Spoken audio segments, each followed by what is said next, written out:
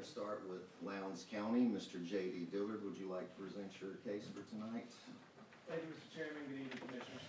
This is the case some of you have heard several times throughout the years, as this case goes back to originally 2015. Ultimately, in 2018, though, it was rezoned to R-10, and there were 7 conditions placed on it at that time.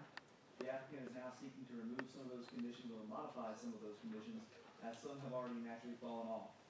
So I'll read the original 7 conditions for you now, just so everyone's aware.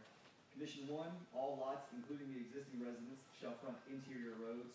2, if there are any proposed entrances off of Lester Road, then the developer will be required to pave Lester Road from the entrance to Copeland Road, including the acquisition of right-of-way, relocation of the utilities, and construction and paving for the development.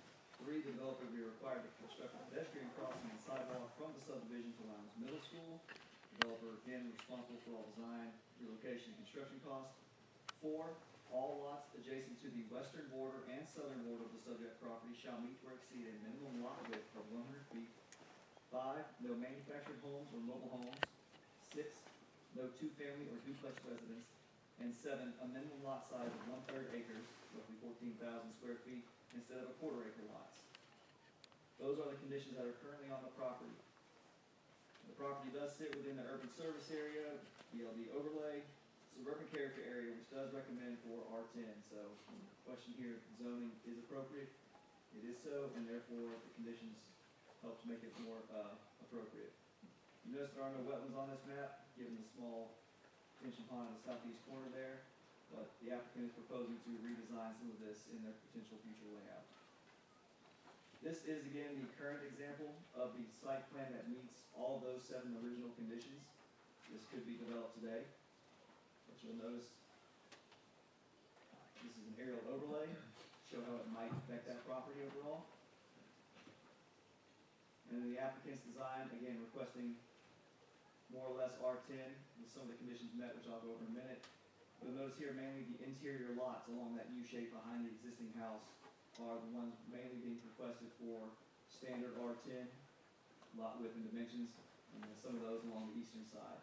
The lots along the left-hand side, lots 1 through 7 before you get to the extension pond, do meet the 100-foot width, and the lots along the southern portion of the U shape there are a 1/3 acre or greater. So this is an overlay example of how that might get approved. And then just one more, I'll zoom out to kind of give you an overall general area of scope. You see Lowndes Middle School to the northwest there, a large orchard remaining, and then some of the surrounding properties.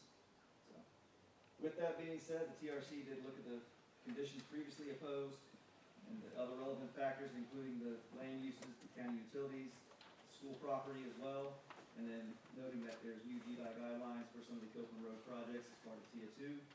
Recommends R-10 with the following updated conditions. Condition 1, all new lots shall front interior roads. 2, all lots adjacent to the western border and southern border of the subject property shall meet or exceed minimum lot width of 100 feet. 3, no manufactured homes or mobile homes. 4, no two-family or duplex residences. And 5, minimum lot size of 1/3 acre lots along the southern border instead of the quarter-acre lots. So, again, staff is recommending approval with those following 5 conditions. Open any questions? Thank you, J.D. Yeah, a few questions, sir. Get what you got, sir. I was just going to ask, Go ahead. the conditions as revised would allow him to build the second layout that they presented? Correct. Okay. Correct. It would be potentially that.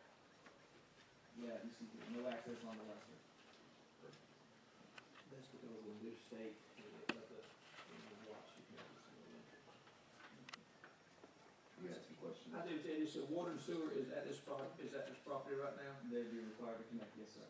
Okay, so I just have a question. I noticed that, that the interior lots, you kept that constant.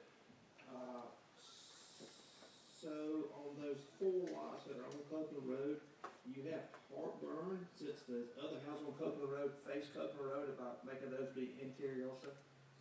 Based on this design, it's the preference to have them face interior roads instead of facing Copeland Road. reducing the number of potential driveways onto Copeland So Road. I'm not saying have not a driveway, but facing. Again, this is based on what they're proposed, they could potentially have them face Copeland Road, but given the nature of this shape of the interior, facing interior roads makes more sense. We've historically never gotten into these specific design parameters when it comes to direction of house faces. Right, and no, there won't be this dead horse in the ground. I don't have a dog in this hunt, but I'm just curious, with the other houses on the road facing Copeland Road, if we said the driveway had to come in, would you have heartburn if they can do it? That's all I'm saying. No, not the driveway, just facing those four. I wouldn't have particular heartburn about it, again, it just has to be noted on the plat. Design review. My other question got taken care of. Thank you, sir. JD, based on your recommendation, how many quarter acre lots would be allowed?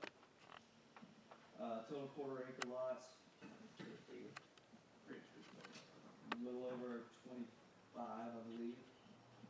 Again, some of the ones on the left up there get a little bit larger than quarter acre. It's mainly the 2, 4, 6, 18, about 14, 15 in the middle here. Which is an overall increase based on that previous design from 35 lots to 41 lots, so we're talking more or less 6 homes. So you're all right with that many quarter acre lots?